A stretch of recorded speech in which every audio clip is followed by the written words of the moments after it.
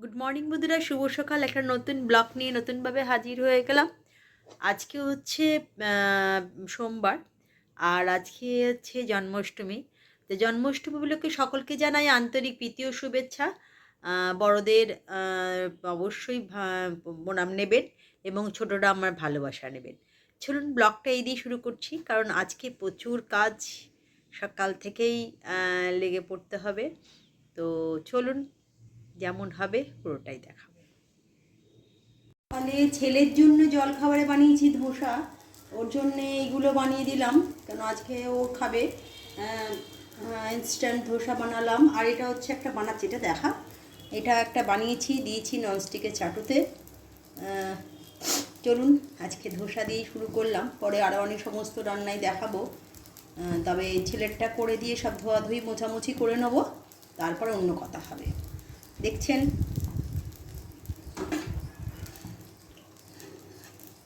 আর একটু হোক, তারপর এটাকে তুলবো। আমি যেই প্রথম কিন্তু আমি ধোসা বানাচ্ছি, এর আগে কোনো দিনই বানাইনি। তো ছেলে বেশ কয়েকদিন ধরেই বলছিল, তো আমি বললাম ঠিক আছে, সকালবেলা তোর জন্য আজকে নয় ধোসা বানিয়ে দেবো। তো দেখালাম, কয়েকটা বানিয়েছি।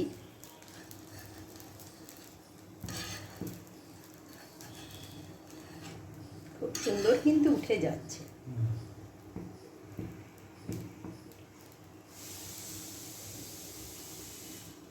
আর একটু লাল লাল হলেই,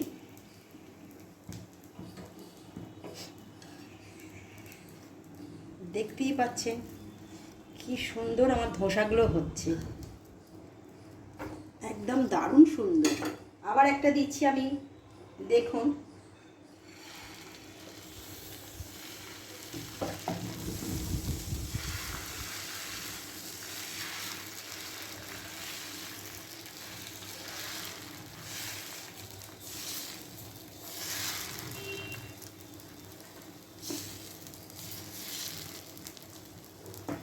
একদম দোকানের মতন সুন্দর করে আমি করার চেষ্টা করছি।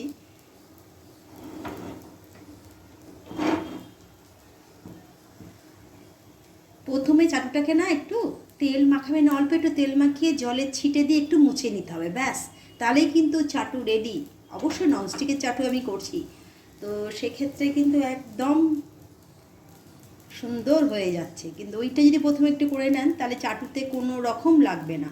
আমার ধোসাগুলো একটু দেখা, দেখেছেন ধোসাগুলো কত সুন্দর আমার আজকে সকালে হয়েছে। আমি নিজেই প্রচণ্ড খুশি যে আমি এই প্রথম ধোসা বানাচ্ছি। এবং ধোসাগুলো আজকে এমনি বানালাম, এরপর দিন কিন্তু ভেতরে পুর দিয়ে, মানে মশলা ধোসা বানাবো পুর দিয়ে। আজকে এটাই বানালাম। তো এটাই আপনি, প্রথমে আমার ভীষণ ভালো লাগছে যে আমি নিজে ধোসা।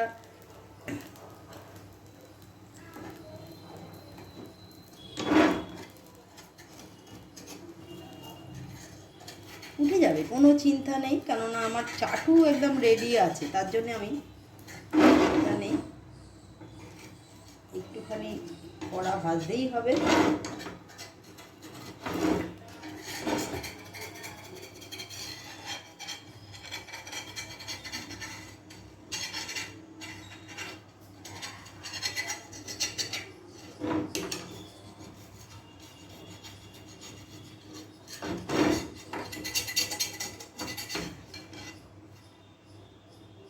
দেখেছেন কত সুন্দর, একেবারে ইনস্ট্যান্ট ধোসা আমার একদম রেডি।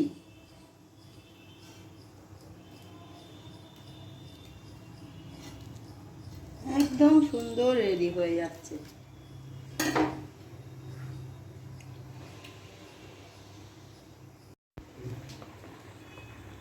আজকে জন্মাষ্টমী উপলক্ষে সকাল থেকে রান্না শুরু করে দিয়েছি, ঠাকুরকে ভোগ নিবেদন করবো বলে। এখানে হচ্ছে চাল সেদ্ধ করতে দিয়েছি, সব কিন্তু আমার ঠাকুরের বাসন এই সময় বার করি। ননস্টিকের সমস্ত নতুন নতুন কড়া সব বার করেছি। এখানে ডাল সেদ্ধ হচ্ছে, আর একটা কড়াই, এখানে সব ননস্টিকের। দুধ আমার অলরেডি জাল দেওয়া হয়ে গেছে, কারণ পায়েসটা, চালটা সেদ্ধ হয়ে গেলেই আমি দুধটা ঢেলে দেবো। তো দেখতেই পাচ্ছেন এখানে চাল সেদ্ধ হচ্ছে আমার, আর এখানে হচ্ছে আমার খিচুড়ি হবে। মুগের ডালটাকে ভালো করে ভেজে সেদ্ধ করতে দিয়েছি। আর এদিকে হচ্ছে আমার পায়েস অলরেডি আমার জাল দিয়ে একটু কি বলে বাতাসা দিয়ে দিয়েছি, একটু চিনি দিয়ে দিয়েছি, আর হচ্ছে ছোট পায়েসে বাতাসা দিলে খুব ভালো হয়, কালারটা ভালো আসে। কারণ এই সময় তো খেজুরের গুড় পাওয়া যাবে না, তাই বাতাসা দিলে কালারটা ভালো আসে।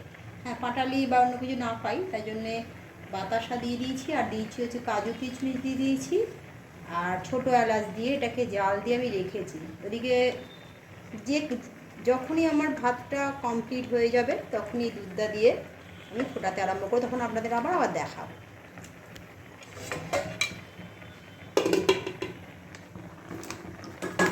যে ডালটা সিদ্ধ হচ্ছে, খিচুড়ি করব।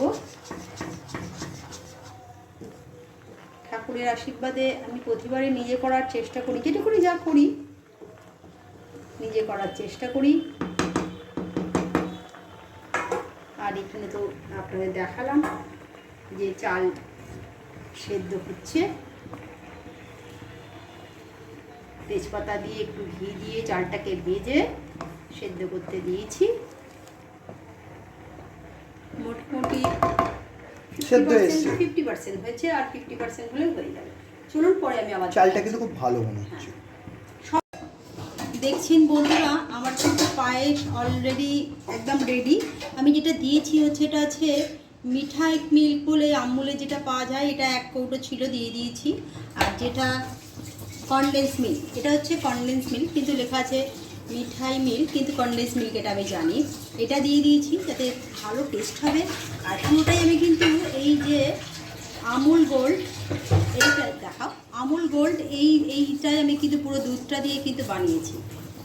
তবেই কিন্তু এটা যেমন টেস্টি হবে আর তেমনি কিন্তু দেখতেও দারুণ হয়েছে। আর ওইটাও দিয়েছো? কোনটা? এমনি আর একটা দুধের প্যাকেট দিয়েছি, ফুটিয়ে হ্যাঁ, কাউ মিল্কটা দিয়েছি। চলুন আমি তারপর যখন ঠাকুরকে দেবো তখন আপনাদের সবাইকে দেখাবো। তখন যে খিচুড়িটা রান্না করছিলাম ঠাকুরের জন্য অলরেডি রেডি হয়ে গেছে। আলু দিয়ে ফুলকপি দিয়ে খিচুড়ি করে দিয়েছি। এখানেও চাটনি অলমোস্ট আমার হয়ে গেছে, আমের চাটনি। আর এখানে হচ্ছে আলুর দম, যেটা হচ্ছে সব কিছুকে নিরামিষ। আদা রসুন আর শুকনো লঙ্কা, এই রসুন বলছি, সরি রসুন না, আদা আর হচ্ছে শুকনো লঙ্কা আর জিরে গুঁড়ো দিয়ে আলুর দমটা করছি আজকে। সম্পূর্ণ সব কিছু নিরামিষ, আদা শুকনো লঙ্কা আর জিরে গুঁড়ো আর গোটা জিরে আর কাশ্মীরি লঙ্কা আর এমনি লঙ্কা, একটু চিনি আর একটু নুন তো আছেই, দিয়ে ভালো করে কষিয়ে আলুগুলোকে সেদ্ধ করে ফুটতে দিয়েছি। নামানোর সময় অবশ্যই দেখাবো। দেখতে পাচ্ছেন যে আলুর দমটা করেছিলাম সেটা কিন্তু অলরেডি নামিয়ে ফেলেছি। একদম আদা আর শুকনো লঙ্কা আর জিরে গুঁড়ো আর গোটা জিরে এইসব দিয়েই কিন্তু টমেটো দিয়ে,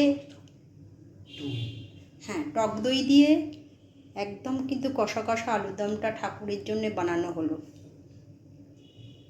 আর এখানে চাটনিটাও হয়ে গেছে, তবে এর মধ্যে আমি একটু ভাজা মশলা দেবো, সেটার জন্য একটু বাদে দেখাবো আপনাদের। চলুন, দেখছেন রাত্রেবেলা হচ্ছে খিচুড়ি করেছিলাম যেটা ঠাকুরের, সেটাই এই যে 3 জনের খিচুড়ি। এখানে বেগুন ভাজা আর পটল ভাজা আর আলু ভাজা।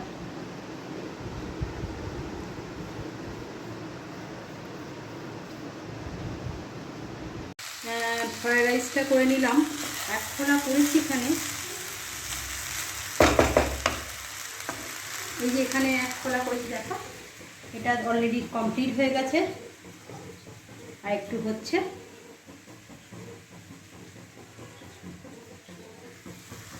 এটা হয়ে গেলেই পনিরটা হবে।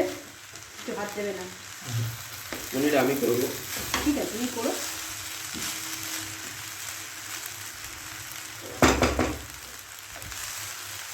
এটা কি সেকেন্ড ব্যাচ?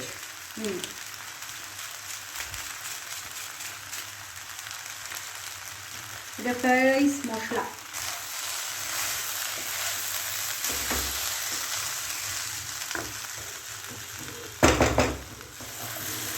হয়ে গেছে, রেখে দেবো, নামিয়ে দেবো। বন্ধুরা, চলে এলাম আমার ঘরের আজকে গোপালী ঠাকুর পুজোয়। আমি আমার মতন করে যে যা কিছু মানে যেটুকুনি পারি সেটুকুনি করি। সাজানো থেকে সব কিছু, নতুন জামা কাপড় থেকে শুরু করে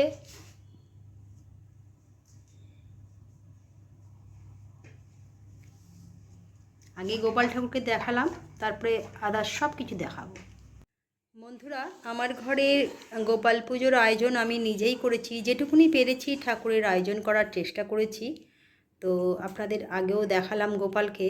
এবার তার খাবার দাবার বলতে গেলে মিষ্টি দিয়েছি, এখানে যা যা দেওয়ার প্রয়োজন আমি সেটুকুনি দিয়েছি। এখানে নাড়ু, কী বলে, লাড্ডু, মালপো, মিষ্টি, তালের বড়া, তোমার ননি, ওইখানে দিয়েছি পনিরের তরকারি, মানে পনির, এটা খিচুড়ি, ওখানে পায়েস, আলুর দম, চাটনি, ফ্রায়েড রাইস, সবই ঠাকুর একটু একটু করে দিয়েছি আমি।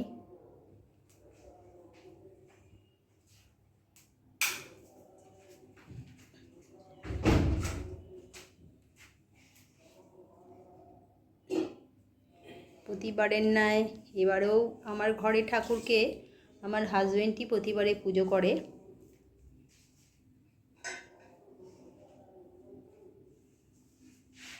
আমার ছেলে কিন্তু প্রতিটা একটা করে তুলসী পাতা দিতে হয় ঠাকুরের ভোগেতে, তাই একটা করে তুলসী পাতা সবেতেই দিয়ে দিচ্ছে। হ্যাঁ, সবেতেই একটা করে তুলসী পাতা দিয়ে দিচ্ছে। সব কিছু রান্নাবান্না আমি করলেও পনিরটা কিন্তু আমার ছেলেই করেছে। বন্ধ করো না বাবু, বাবা ঠাকুরকে দেবে তো, খুলে রাখতে হবে, এবারে পুজো করতে বসবে তো, এবার খুলে রাখো, সব খুলে রাখো। এই সমস্ত বাসন কিন্তু আমার ঠাকুরের প্রতিবারেই আমি আজকে গোপাল পুজোর দিনকে বার করি আমার ডিমান্ড থেকে। আবার যথারীতি আবার লক্ষ্মী পুজো যখন হয়, লক্ষ্মী পুজো বলতে আমার ধান লক্ষ্মী এত কিছু হয় না, তখন এর থেকে যেটুকুনি প্রয়োজন লাগে আমি বার করি। বাদবাকি প্রতিবারেই কিন্তু গোপাল পুজোর সময় আমি এইগুলো বার করি, আদার্স কিন্তু আর বার করি না। গোপাল ঠাকুর তার মতন করে যেটুকুনি পেরেছে নিয়েছে, এবং আমি যেটুকুনি পেরেছি সকাল থেকে রান্নাবান্না করেছি।